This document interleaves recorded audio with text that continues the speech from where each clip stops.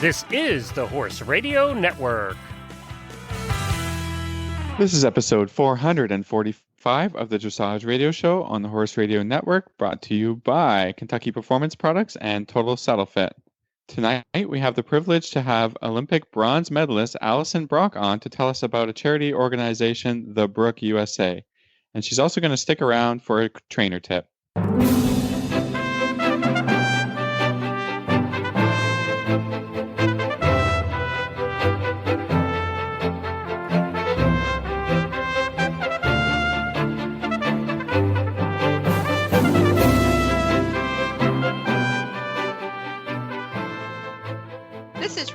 Stanfield from Georgetown, Kentucky. And this is Philip Parks from Rockwood, Ontario, and you're listening to the Dressage Radio Show.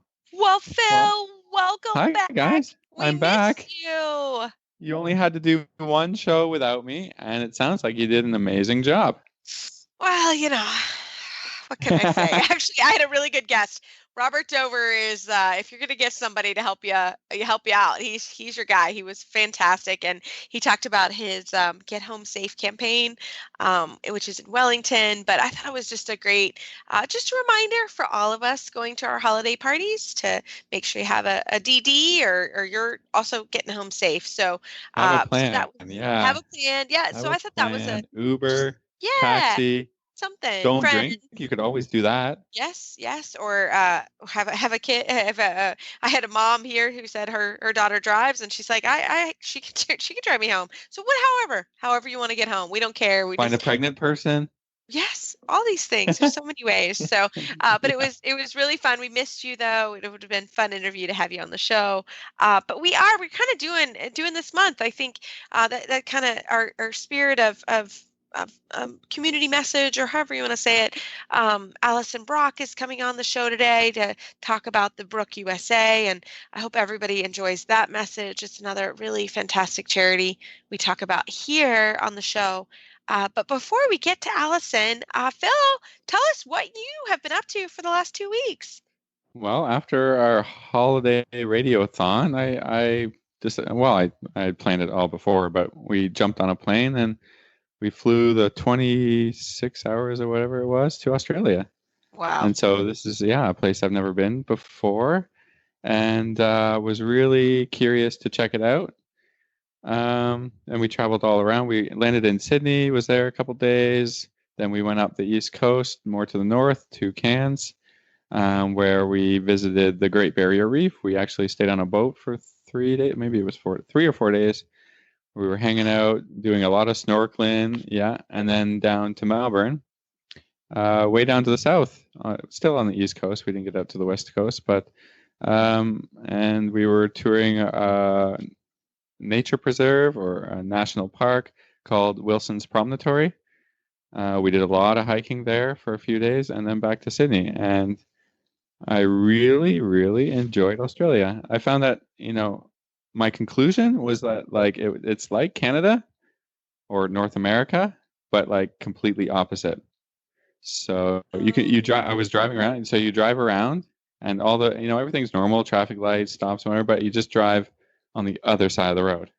Yeah. And and we did a lot of touring of wildlife, and they have lots of wildlife, but they're all like marsupials. They're just completely different. So instead of having deer, there was kangaroos jumping around, which are really weird, and all kinds of birds. So instead of having boring, we have a lot of brown, black type of birds here in Canada. There they have parrots and parakeets and lorikeets, and just a lot of color in their animals, and it was really interesting. And I visited my friend who has a small riding school, and here's a cool thing. So in the area that she has her horses, they have all these little small farms, like 5-10 acres, where they keep the horses, and because of the climate, the horses mostly live out. But instead of everybody having their own kind of arenas and riding stables, and then there's a community giant outdoor arena where people from these small farms that all live around it go and ride, and it's owned by the township, and you can have your lessons there. They have jumps and stuff that that are there that are set up or you can use, and it's like a real community supported thing, for athletes and for people who want to enjoy riding. And I thought that was like really awesome because we don't have anything like that here in Canada. And I haven't really witnessed anything that's not privately owned in the US that, that anyone can use and is maintained and it's nice and horsey kind of experience. So, That is so other cool. than that, Yeah. I mean, we saw lots of wildlife and it was amazing, so I don't know, lots of other stuff, I'm sure, but I'm still sort of sleep deprived and feeling kind of crappy today. So I got to get around to editing and posting some Facebook photos and, all that kind of stuff. But I'm excited. I'm feeling I'm waiting kind of like a zombie today. So I'm sure. Well, we're glad you're here. We missed you. And it's been, I can't wait to see the pictures. So you'll have to put some up on the Dressage Radio Show page as well so people can see them. See if I can find some horsey photos. Otherwise, it's all like birds and kangaroos. If you're interested in that, then check out my Facebook page. Check out Phil's page. And some underwater stuff and, whatever. But had just a really wonderful time and all the people were great. And, unlike some other, these big trips we've been on, it was really nice to kind of have a language that was the same so you can get around really easy and just, sort of, nothing to worry about, reading or, not being able to read a sign or to be able to communicate with somebody. So that made it really super easy. And then the currency conversion. So $1 Canadian dollar equaled $1 Aussie dollar. So it was like, just spending here. So it was really easy. It's cheaper for us Americans. I'm just saying. Yeah. I think you still get a few cents on each dollar to cool. For the exchange rate. So that's kind of nice for you guys too. Yeah, but it is a long way to go, and 16 hours difference was a huge change. That was tough to adjust to, and now I'm trying to adjust back. So. Oh yeah, it's like a whole day. Wow. Well, it's on Travis and I's bucket list for sure. We've always wanted to go, and we missed you, but we're glad you had a safe trip. And it does sound like an amazing place to go. You and Meredith go on the best vacations. Really, hands down, of all the people I know. Try and do it all, Go on some pretty amazing vacations. I think we need to like jump on the bandwagon too. We want to go with you next time. I don't know what's up next, but we want to know. So, well, I'm going to tell you what's next is the Horse Lovers Cruise is up next. That's in February. Horse Lovers Cruise. I know. Well, I'm excited because I get to see you guys in Florida, and that'll be so fun. I'm going to stop by, and we're going to check. Say hi to all my lovely American friends. I'm going to try and visit them as much as possible before we jump on the cruise ship. And I guess we're touring. Where are we going to? The Bahamas? Yeah, it must be. I'm not sure. Caribbean, anyways. Caribbean. That'll be cool. I love it. Well, our next guest is actually somebody very special to me, but she's going to come on and give a little holiday cheer. It's that time of year. Christmas is, oh my, it's 11 days away. Just around the corner. Wow. I'm really excited. Yeah. I know. Just around the corner. So I hope everybody enjoys Rachel Sawinski and her horse cookie recipe. Well, tonight we have literally one of my favorite people on. We have Rachel Sawinski, who is a new auditor at the Horse Radio Network. And full disclosure, Rachel has been part of my Maple Crest team for, I don't even know, Rachel. How long have you been with me? 2.5, 3 years? I don't even know. But it has Rachel, been 6 years. 6 years. Oh my gosh. Rachel, welcome to the show. 6 years, and she still answers the phone when I call. Yeah. Time flies. It really does, actually. It really does. Rachel came and joined our team. She was literally fresh out of college, and she literally has been such a great part of our team, and was really one of the most talented.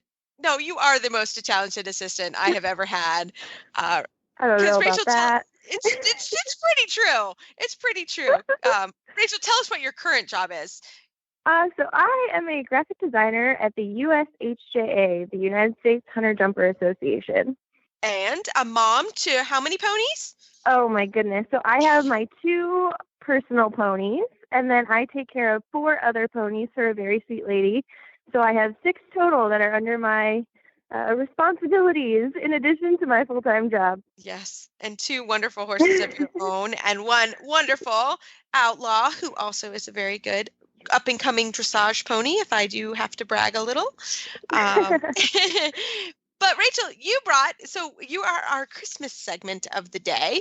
And to our Christmas party, we had a very, very fun Christmas party last week for Maple Crest. We have a wonderful client, Miss Pam, who always has us over to her home. And it's become a Christmas tradition for all of us here at Maple Crest Farm. But you brought quite possibly the best shareable item. Can you tell us about it? Yes. So I brought horse treats because I'm not really much of a cook or a baker, and Miss Pam is so good at that and takes care of everyone. So I brought little goodies for the horses, and I actually found this recipe on SmartPack. They did an awesome blog and video, and I thought, this is perfect. It's Christmas cookies for the ponies. I love it. How'd you make them? They were well, actually, the horses are still enjoying them. So they're super easy. They are just 2 cups of whole wheat flour, 2 cups of rolled oats, a cup of shredded carrots, 2/3 of a cup of molasses, and a very ripe banana. And their recipe is super cute because they roll them out and make cute little shapes with cookie cutters. I, however, am a little on the lazy side, and I made little balls and put peppermints in them. So what I did was I preheated the oven to 375, and I put a parchment paper on the cookie sheet because the molasses is really sticky and kind of gross. And so I rolled my little balls, and I baked them for 10 minutes. And then after I pulled them out of the oven and they cooled a little bit, I stuck a little peppermint in each one of them. They were super easy. Good. And they're super easy, and they have little, they have the idea of doing little seeds for decorations and stuff like that. But like I said, I took the lazy man's way and just decorated them with peppermints. But I think the ponies like them just the same. Oh, I think there's not been a pony around here. Now, granted, we don't have any picky eaters at Maple Crest Farm. Everybody loves it, but they were so cute. And I'm not going to lie, I even have a bite of them, and they're very good. They're very delicious. Yeah, there's nothing in them that you couldn't eat, so I don't see why not. Yeah. Well, I joked as I was bringing them in the house because I was trying to make sure that I told everyone, these are for the horses, but really, they don't have to be. They were delicious. I love it. It's so cool. So, Rachel, what are you up to for the holidays? What do you do with you and your ponies? Anything special? My ponies actually get a vacation because I am off gallivanting and visiting family.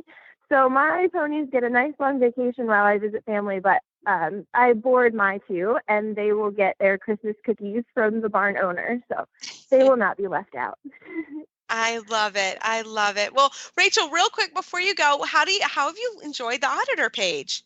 It is awesome. I've had so much fun. It's so cool to see everybody sharing their ponies and their stories and kind of have the inside view of everything. It's really cool.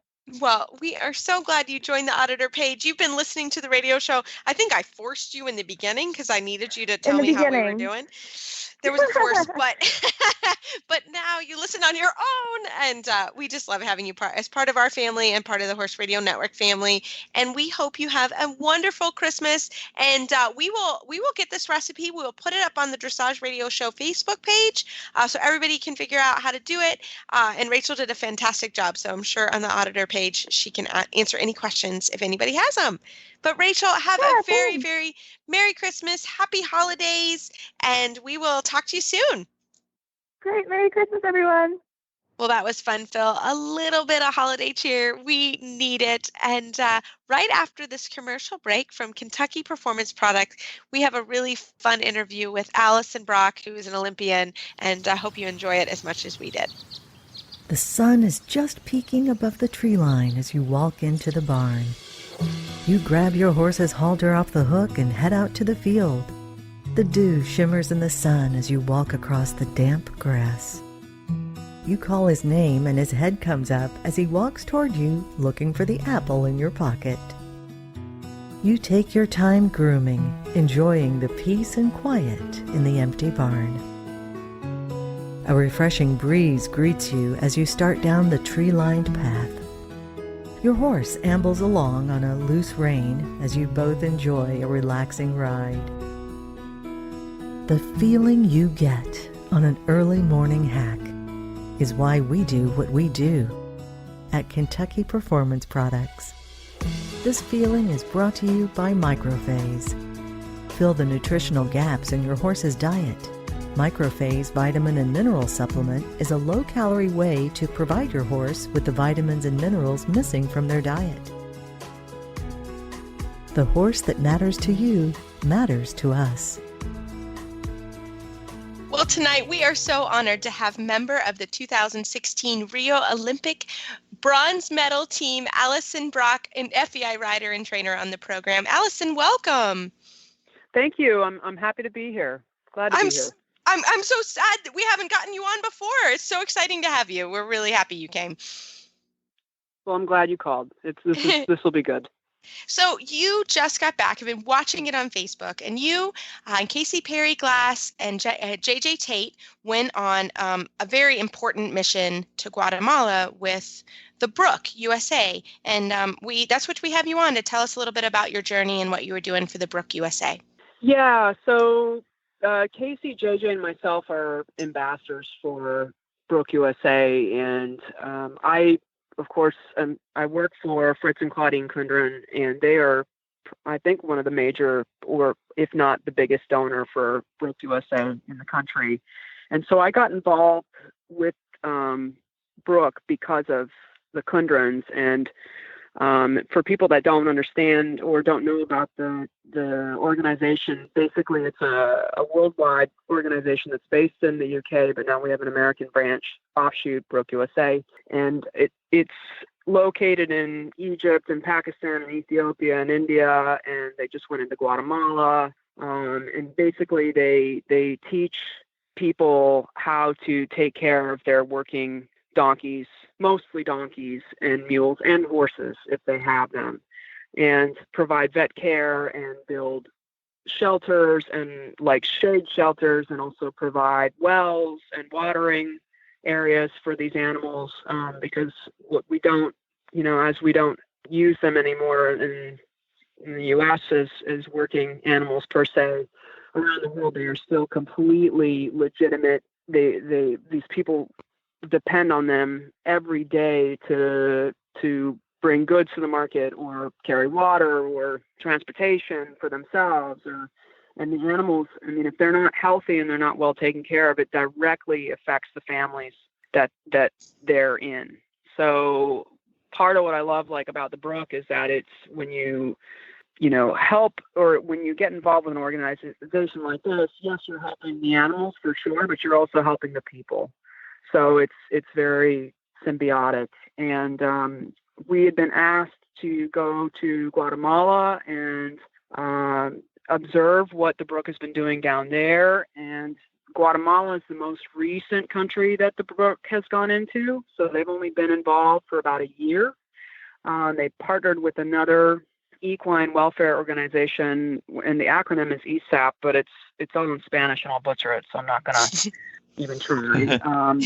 But basically, we, flew into Guatemala City, went to Antigua for a night, got up the next morning, drove 4.5 hours to Zacapa, which is considered the dry region of the country, and went in a very four-wheel drive vehicle up these mountains, up into these very remote villages to see, the Brooke and ESAP team who had already been up there working for the last year, what they were actually doing and looking at the condition of the donkeys and the relationship that ESAP and the Brooke had built within these communities, with everybody. You could clearly see that the people were A, happy they were there, and B, trusted them and were engaged. And to be honest, it was mostly women.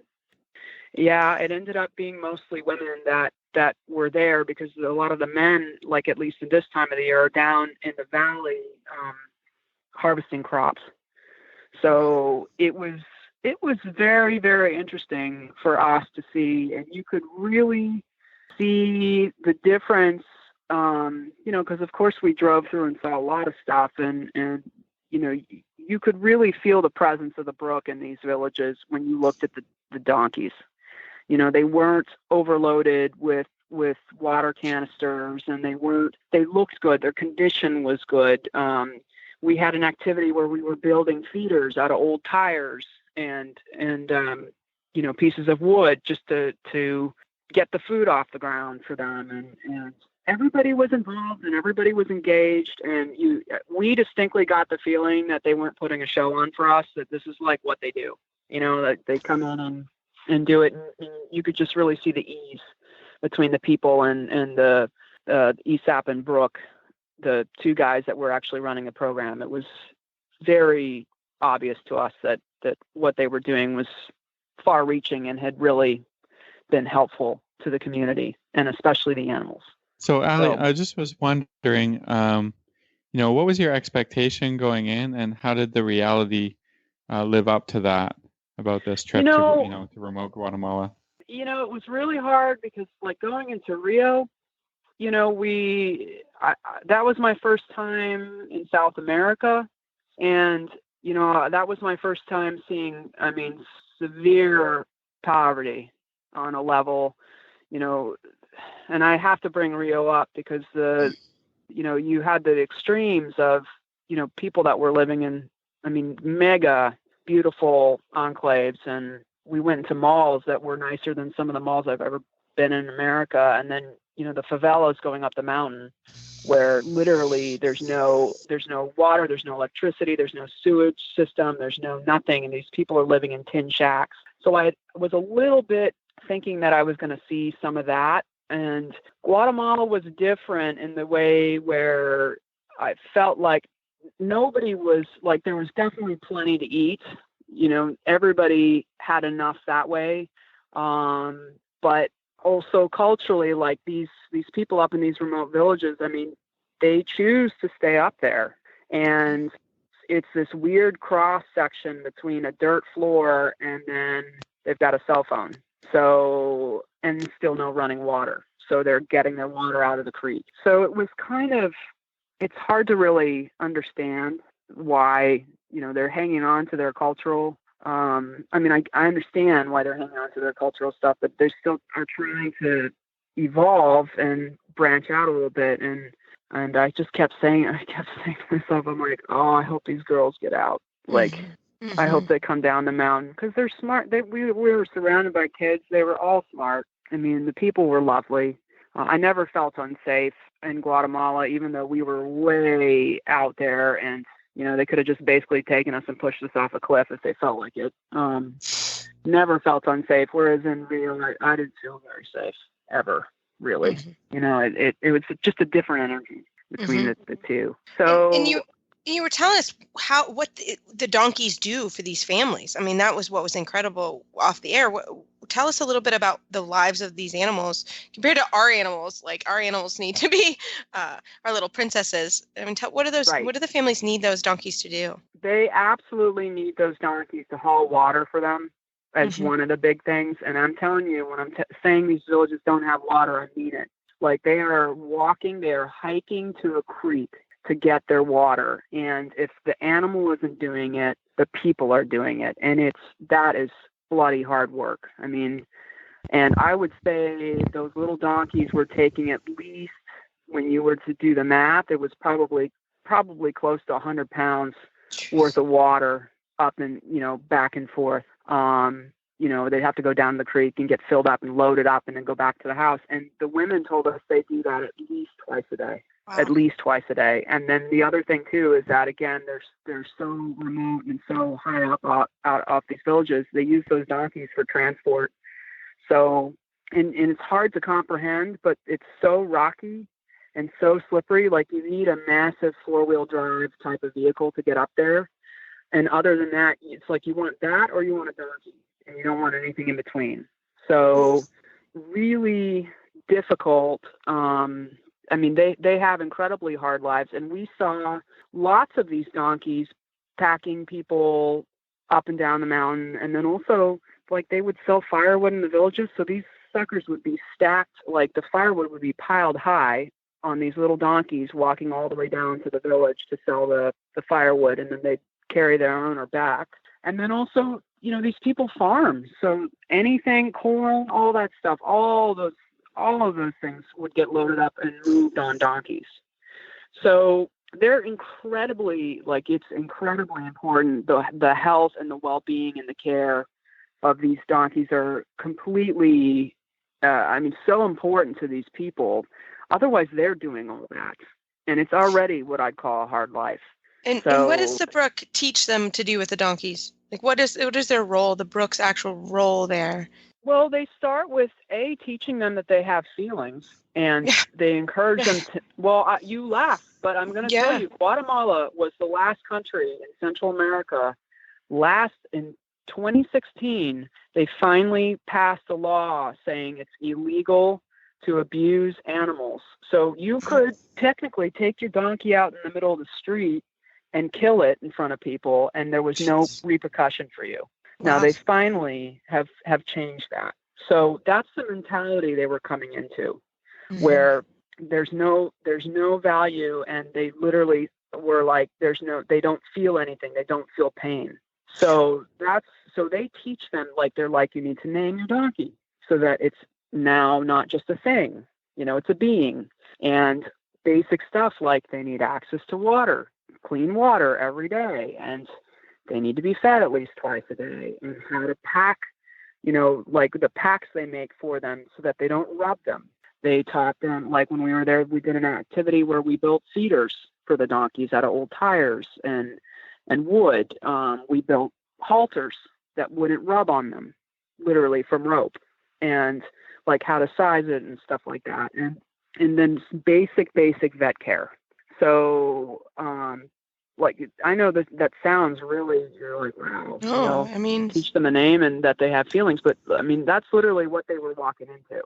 And the Brooke's only been there a year. So that's why when I say you could see the relationship between the villagers and the donkeys and that things were a little different, that's because they are a little different for sure. So, really, really valuable stuff. And I know it's really, because it's not in our own country, it's really easy to just sit there and go, out of sight, out of mind. But, I came out of that trip, and I'm sure JJ and Casey would tell you the same thing. All of us came out of that trip going, wow, we have to work so much harder and educate people and get more people involved with this, because this is such a great program, and you can see the benefit. And on top of that, your dollar, whatever spent, it gets stretched incredibly far in places like that.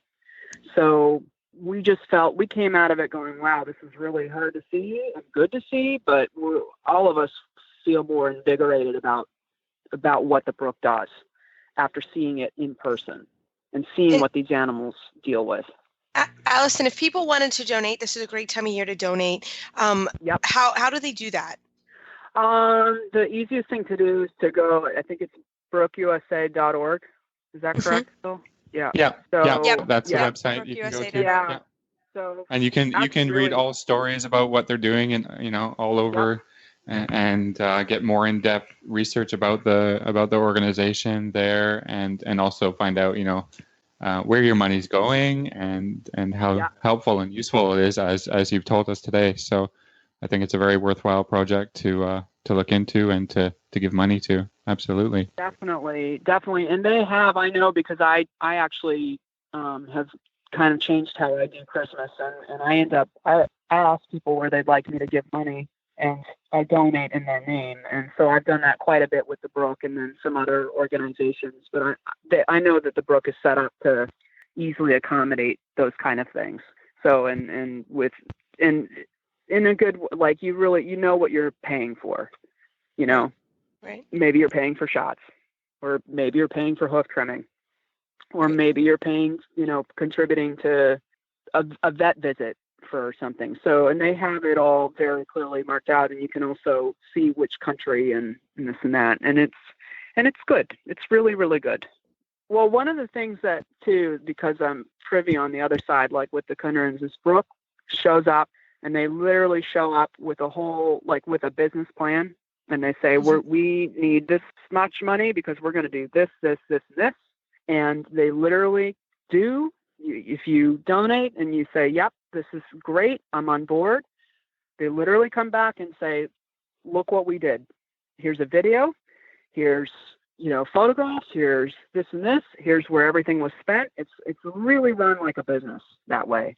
So again, you don't feel like you're just dumping money into a pot or a pit that you never see the results of what what you're actually, in a way, investing in.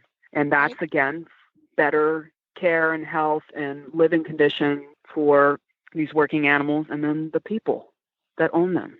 So it's a good, really good organization. And I'm really proud to be part of it. Well, and I think it's really cool how you say you're not only helping the animals, you're also helping families and getting through their daily lives, doing getting water and firewood for their family. So, that's what's neat about this organization. I completely agree. And it was really cool to follow your journey, because you could tell it was a very emotional and difficult journey. Oh, yeah. To see. And I think, just bringing more awareness to all of these countries is incredibly important. So we thank you guys. We thank you. Like I said, I watched the journey and also really like the Brooke and like what they do for everybody. So everybody, please, thebrookusa.org, go and figure out, find out a little bit more about where your money's going to go. So, but Allison, you have been so kind to actually stay on the line to do our total saddle fit tip of the week. And you've got a great tip for our listeners. So can you tell us a little bit about it?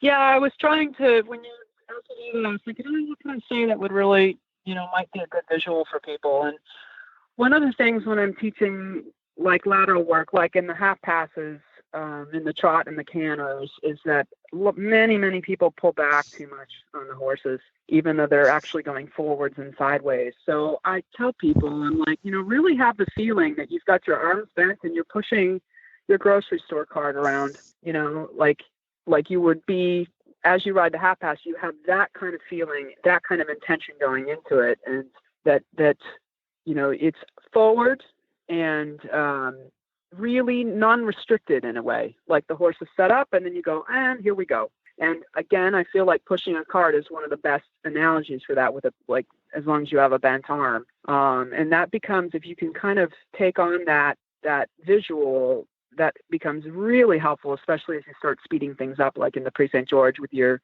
zig and zag, rather than the I-1, with the 3 in the canter. And then of course the Grand Prix, that you maintain that forward momentum, but you're still pushing your cart out in front of you. So you're not pulling the contact back to you. Does that sound? I mean, I've never seen anyone go around the grocery store pulling their cart backwards and still going forward. That's a good point. Everybody gets so concerned that they want to be going sideways that they forget that the contact has to be non-restrictive, and that the horse has to, reach with every stride to go forward. You have to teach a horse how to go forward and sideways, but most importantly, always forward first. And you can develop sideways over time. It's not that, the first time that you do a half pass or even a leg yield that the horse is supposed to be able to achieve maximum crossing. That's something that we all work towards and develop over years, and that it happens through, gymnastic exercises that the horse learns to reach over. If you just restrict the horse and kick sideways, you're not achieving the gymnastic part of it and the muscle development that needs to occur to have correct movements that you're going to bring into the show ring, that you're going to get rewarded by the judges. So, I really like the thought, and I think we all understand that, but I think it just takes years of developing the idea, and that if you're at all ever riding backwards, it's not going to work for you, and you're not going to learn how to ride the right way. I think riding a half halt is great, and doing a few steps and then going straight and developing your balance is great. But just restricting and kicking sideways is one of my pet peeves as well. So I'm glad that you brought this tip to us. I have real issues. Yeah, if they kick and pull at the same time, it makes me twitch. I can't handle that. So it's just not fair to the horse, I think. And it's not. Yeah, it's not. It's totally contradictory. So that's why I break things up. And when I'm doing lateral work too, not to go on into this too much, but if my horse gets out of balance, or if I feel like the forehand is leading too much and I've lost whatever I'm looking for, whether it's a leg yield or if they're not parallel enough, I take my leg off, I stop driving, and then I do a half halt. So I allow the hind leg to catch up. I stop the forehand, allow the hind leg to catch up, and then I yield my hand, which again, forward riding, and then I put my leg on. So it's very always about having the horse like in the right position. Then it's easy for them to go forward and sideways, but it's really hard for them to go forward and sideways, out of balance and against the hand, So, yeah. I love it. Well, I love that idea of pushing the cart. That's fantastic. Yep. And I'm thinking actually of the dance move, the cart where you're dancing on the dance floor, putting your cart in. I think it's the same idea, right? I think it's a really, really helpful visual, and will help everybody's horse. And the other thing is, you guys were touching on it, angle. Angle. Yeah. You don't ride the Grand Prix on your first half pass, right? Yeah. Think about, like it eventually. Years to get to the Grand Prix, right? And so in third level, if you're riding leg yield, which is more basic, and more riders are going to be trying to achieve that first level kind of thing, I think if you just read through the test, those angles are not steep. No. The first time leg yield occurs, it's in first test 2, and it's really, you're going over 10 meters for 40 meters of the ring or whatever. That's really a gradual long line. So even the test can help you develop an idea of what you're trying to do, and you're not trying to just fly over to the side of the line. That's what I see a lot. It's just, look how sideways I can go, and that's not stop that. That's not the point. Well, it's hard on the horses. Yeah, that's actually very hard on your horses physically. Yeah, you can cause an injury, riding this way, and it's problematic. So yeah. No, I love it. You use the test as a guideline and develop and take your time. Yep. And push your cart forward and sideways. I love it. Yeah. Yep. Practice when you're at the grocery store. It's not hard. Yeah, exactly. That would make me want to grocery shop more. I'm not going to lie. Keep your arms bent. Keep my arm bent. Driving my cart. Straight arm. Yep. Beautiful. Yep. I love it. Well, Allison, thank you so much for coming on the show. We really enjoyed having you. And again, if anybody has any questions, contact the brookeusa.org and follow Allison's journey in Guatemala. It's really something special to see. So thank you so much for coming on. Oh, you're very welcome. I'm really glad you guys had me on, and I'm really glad you called me specifically about the Brooke. So it's a great organization, and please, everyone, go to brookeusa.org and check it out. Happy holidays. All right. Same to you. Take care. This tip was brought to you by Total Saddle Fit, the shoulder relief girth that Reese and Philip both love. And here's why. The saddle fit solution you have been waiting for is finally here. TotalSaddleFit.com is proud to introduce the shoulder relief girth. This strategically shaped girth actually moves the girth line of your saddle back over 1 inch, thereby freeing your horse's shoulders from the saddle. Traditional girths pull saddles up against a horse's shoulders and often over the top of the shoulders. The shoulder relief girth's recessed ends allow for the billets to buckle into the girth farther back to give your horse unparalleled freedom of motion. We are so certain that your saddle will fit better and your horse will be more comfortable that for a limited time we are offering a 30-day, 110% money-back guarantee. If you are not totally satisfied with your shoulder relief girth, send it back for a full refund plus 10% of the purchase price. Don't wait. Order now for the best saddle fit solution available. At TotalSaddleFit.com. Visit TotalSaddleFit.com. Well, Phil, that was a great Total Saddle Fit tip of the week from Allie Brock. I'm glad she was able to stick on the line with us and go through some technical stuff. That was fantastic. But as always, everyone, you know how Phil and I love the Total Saddle Fit shoulder relief girth. It is a great Christmas present, and Justin and his team at Total Saddle Fit, they will do a great job getting out to you before Christmas. I have a feeling if you order within the next couple days, you will have your girth under the Christmas tree. And I'm not gonna lie, I need one for my sweet Mikey. I need the Total Saddle Fit with the elastic because he's a little girthy, and I think that girth will really solve that problem. So I'm gonna call Justin myself to see if I get a little something under the tree. I need a brown one. I need a brown one. Don't forget it comes in brown and black. So.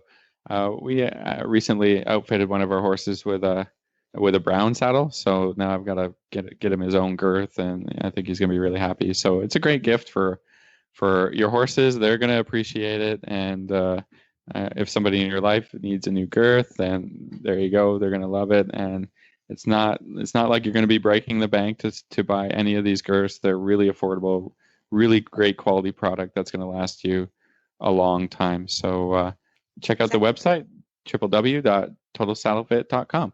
Well, everybody, we love email and Facebook shout outs, and send us some holiday cheer. We always like that. And breaks Philip and I's day. Truly, we love it. So as always, you can find our show notes and links to today's guests on our website, dressageradio.com. Like us on Facebook, just search Dressage Radio Show. Follow us on Twitter at Horse Radio. My website is maplecrestfarmky.com, and my email is reese@horseradionetwork.com. I think the best way to find me is on Facebook, or my email is philip@horseradionetwork.com. I'd like to thank our sponsors tonight for allowing us to put on a good show. And don't forget to check out all the other shows on the Horse Radio Network at horseradionetwork.com. Everybody, keep your heels down and your shoulders back, and we will talk to you next week.